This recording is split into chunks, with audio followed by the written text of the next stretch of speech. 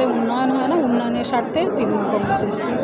লড়াই ছিল যারা দুর্নীতিগ্রস্ত তাদের বিরুদ্ধে, এক্স্যাক্টলি তৃণমূল কংগ্রেস নয়, যারা মানুষের জন্য লড়াই করছে, তার জন্য জান দিয়ে লড়াই করছে।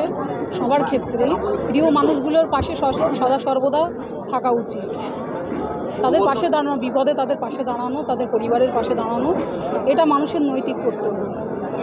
2 বছর ধরে আপনারা অনেক স্বপ্ন দেখালেন ভাঙড়ের মানুষকে, নওশাদ সিদ্দিকী সাহেব স্বপ্ন দেখালেন, সেগুলোর তাহলে ভবিষ্যৎ? দেখুন, স্বপ্ন এটা মানুষকে স্বচ্ছতার জন্য, স্বচ্ছতা দেখানো, দুর্নীতিকে হটানো, দুর্নীতিমুক্ত ভাঙড় বা দুর্নীতিমুক্ত বাংলা গড়ার জন্য।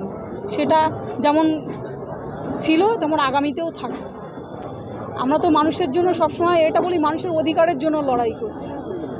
দেখতে হয় পশ্চিমবঙ্গের মুখ্যমন্ত্রী, উনি একজন মাননীয় মুখ্যমন্ত্রী, উনি হচ্ছেন মহিলা, উনি লড়াই করছেন মা বোনেদের জন্য, অনেক উন্নয়নমূলক কাজ করছেন যেগুলো বিগত দিনে কোনো সরকার করেনি।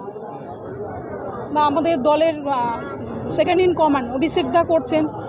আমাদের ক্যানিংপুর পাশের বিধায়ক শওকতদা, উনি কিন্তু ভাঙড়ে মাটি কামড়ে পড়ে আছেন, এটা আমরা দেখছি, যেটা বাস্তব কথা বলতে তো অসুবিধা নেই। মাটি কামড়ে পড়ে থেকে লড়াই করেছে, যে লড়াইটা আমাদের দেওয়া উচিত ছিল সেটা আমরা মনে করি যে আমরা সেইভাবে দিতে পারিনি, কিন্তু উনি দিয়েছেন।